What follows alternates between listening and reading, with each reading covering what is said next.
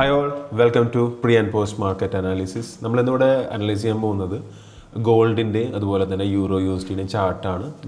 ഇപ്പോൾ ഇന്ന് സാറ്റർഡേ ആണ്. ഇനി വരുന്ന മൺഡേ മാർക്കറ്റ് ഏതൊക്കെ ഏരിയാസിൽ നിന്നാണ് ഇനി റിയാക്ട് ചെയ്യാൻ പോകുന്നതെന്ന് നമുക്കൊന്ന് അനലൈസ് ചെയ്യാം. സോ ഫസ്റ്റ് ഞാനിവിടെ എടുത്തിരിക്കുന്നത് ഗോൾഡിൻ്റെ ചാർട്ടാണ്.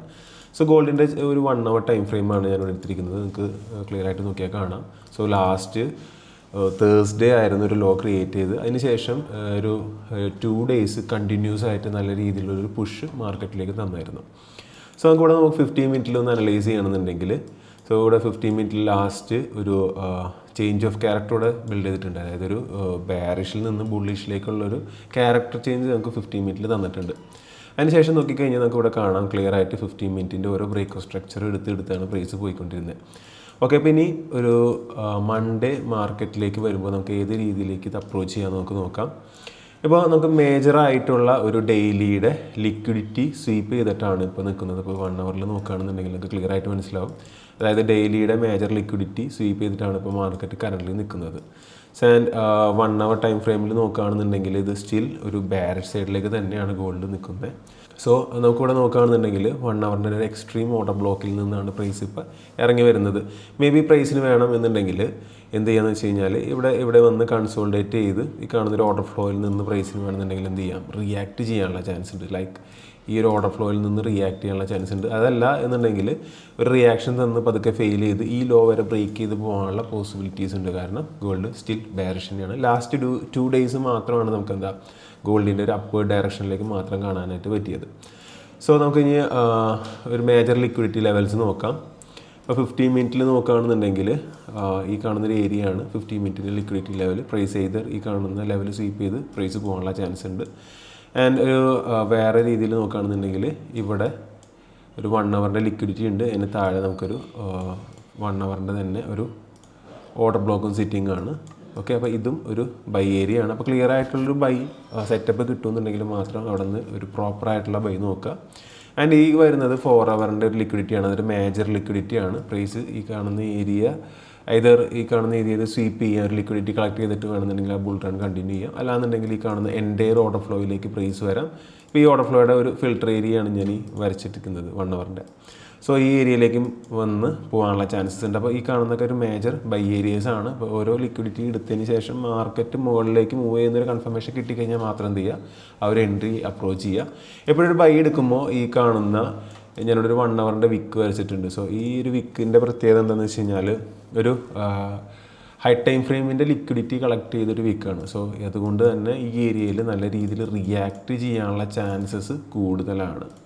ഓക്കെ, അപ്പോൾ ഇതും ബ്രേക്ക് ചെയ്ത് പോകുകയാണെന്നുണ്ടെങ്കിൽ നമുക്ക് ഡെയിലി ടൈം ഫ്രെയിമിൽ നോക്കുകയാണെന്നുണ്ടെങ്കിൽ ഈ കാണുന്നത് എൻറ്റയർ ഒരു ഡെയിലിയുടെ സപ്ലൈ ലെവലാണ് ഈ കാണുന്നത്. സോ ഈ ഏരിയ അല്ലെങ്കിൽ ഇതിൻ്റെ ഒരു ഈ കാണുന്ന ക്യാൻഡിലെ 50% ഏരിയയിലേക്ക് പ്രൈസ് വരികയാണെന്നുണ്ടെങ്കിൽ ഡെഫിനറ്റ്ലി ഒരു ലോങ് ടൈമിലേക്കുള്ള സെല്ല് നോക്കാനായിട്ട് പറ്റും. സ്റ്റിൽ മാർക്കറ്റ് ബെയറിഷ് തന്നെയാണ്. ഓക്കെ, സോ ആ ഒരു ബെയറിഷ്നെസ് കണ്ടിന്യൂ ചെയ്യാൻ ചാൻസ് കൂടുതലുള്ള ഏരിയാസാണിത്. സോ അതുകൊണ്ട് തന്നെ ഇവിടെ നീട്ടിക്കഴിഞ്ഞാൽ ലോങ് ടൈമിലേക്കുള്ള സെല്ല് എടുത്ത് വെക്കാനായിട്ടും നമുക്ക് പറ്റും.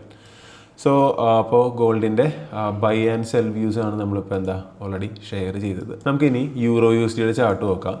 സോ യൂറോ USDയുടെ ഡെയിലി ടൈം ഫ്രെയിമിൽ നോക്കുകയാണെന്നുണ്ടെങ്കിൽ നമുക്കിവിടെ നോക്കിയാൽ കാണാൻ പറ്റും ലാസ്റ്റ് ഒരു ചേഞ്ച് ഓഫ് ക്യാരക്ടർ ഇവിടെ ഡെയിലി ടൈം ഫ്രെയിമിൽ നടന്നിട്ടുണ്ട്. അതായത് പ്രൈസ് താഴത്തേക്ക് പോകുന്നതിൻ്റെ ഒരു ടെൻഡൻസി ആയിട്ടാണ് ഒരു ചേഞ്ച് ഓഫ് ക്യാരക്ടർ കാണിച്ചേക്കുന്നത്. അതിനുശേഷം നോക്കുകയാണെന്നുണ്ടെങ്കിൽ ഡെയിലി ടൈം ഫ്രെയിമിൽ തന്നെ ഒരു ലിക്വിഡിറ്റി കളക്ട് ചെയ്തു. ഈ കാണുന്ന ഒരു സോ ഡെയിലി ടൈം ഫ്രെയിമിൻ്റെ ലിക്വിഡിറ്റി കളക്ട് ചെയ്തു. അതിനുശേഷം ഈ കാണുന്ന ഒരു ട്രെൻഡ് ലൈൻ ലിക്വിഡിറ്റി കൂടെ കളക്ട് ചെയ്തതിന് ശേഷം ഈ കാണുന്ന ലോ ക്ലിയർ ആയിട്ട് ഇവിടെ ബ്രേക്ക് ചെയ്തിട്ടുണ്ട്. ഈ കാണുന്ന ലോ ഇവിടെ നോക്കിക്കഴിഞ്ഞാൽ കാണാം, ഇവിടെ നല്ല രീതിയിലുള്ളൊരു ബ്രേക്ക് കാണുന്നിട്ടുണ്ട്.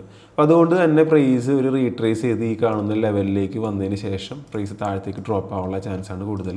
അല്ല നിങ്ങളൊരു ബൈ ആണ്, ഒരു ബെസ്റ്റ് ബൈ ഏരിയ ആണ് നോക്കുന്നതെങ്കിൽ ഈ കാണുന്നത് ഒരു യൂറോ USDയുടെ ഡെയിലി ലെവലിലുള്ള ഒരു ബൈ ലെവലാണ്. സോ ഇവിടെ വന്നു കഴിഞ്ഞാൽ ഒരു പ്രോപ്പറായിട്ടുള്ള കൺഫർമേഷൻ യൂസ് ചെയ്തിട്ട് നിങ്ങൾക്ക് ബൈ എടുക്കാം. സോ ഇനി ലോവർ ടൈം ഫ്രെയിമിൽ നമുക്ക് നോക്കാം.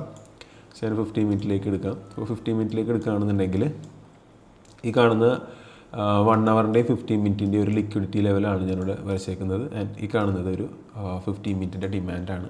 സോ ഈ ഏരിയയിലേക്കൊക്കെ പ്രൈസ് വന്നു കഴിഞ്ഞാൽ നിങ്ങൾക്ക് ഒരു ബൈ നോക്കാവുന്നതാണ്. സോ ഇപ്പോഴും ബെസ്റ്റ് ആയിട്ടുള്ള ടാർഗറ്റ് എന്ന് പറയുന്നത് ഈ ഏരിയയിലേക്ക് വന്നു കഴിഞ്ഞാൽ ബെറ്റർ ആയിട്ടുള്ള ടാർഗറ്റ് എന്ന് പറയുന്നത് ഈ കാണുന്ന സപ്ലൈ ഏരിയ ആണ്. സോ നമുക്കൊരു 4 ഹവറിലേക്ക് സ്വിച്ച് ചെയ്ത് കഴിഞ്ഞാൽ നമുക്ക് ഇവിടെ കാണാം ഈ കാണുന്നൊരു സപ്ലൈ ഒരു ഹ്യൂജ് വിക്ക് ഇവിടെ ഫോം ആയിട്ടുണ്ടല്ലേ.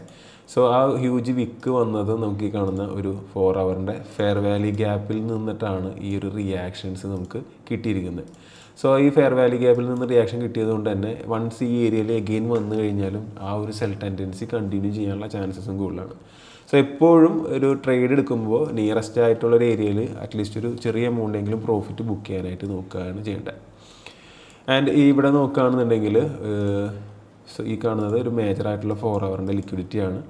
സോ ഈ കാണുന്നത് ഒരു 4 ഹവറിൻ്റെ ഡിമാൻഡാണ്. സോ ഈ ഒരു ഏരിയയിലേക്കും വന്നു കഴിഞ്ഞാൽ നിങ്ങൾക്ക് എന്ത് ചെയ്യാം, ഒരു ബൈ ഓപ്പർച്യൂണിറ്റി നോക്കാവുന്നതാണ്. ആൻഡ് ഒരു സെൽ ഏരിയ എന്ന് പറയുന്നത് ഈ ഒരു ഏരിയ തന്നെയാണ്. ഇതൊരു 4 ഹവറിൻ്റെ ഓർഡർ ഫ്ലോ ലെവലും ആണ്, അതുപോലെ തന്നെ ഡെയിലിയിലെ ഒരു സപ്ലൈയും കൂടിയാണ്. സോ ഇവിടെ ഞാനൊരു ഏരിയ ഇവിടെ ഫിൽറ്റർ ചെയ്ത് വെച്ചിട്ടുണ്ട്. മീൻസ് ഈ ഒരു ഏരിയയിൽ വന്നു കഴിഞ്ഞാൽ നിങ്ങൾക്ക് ഒരു ലോങ് ടൈമിലേക്കുള്ള ഒരു സെല്ല് നോക്കാവുന്നതാണ്. ഓക്കെ, എപ്പോഴും ഒരു കൺഫർമേഷൻ എടുത്ത് മാത്രം ട്രേഡ് എടുക്കുക.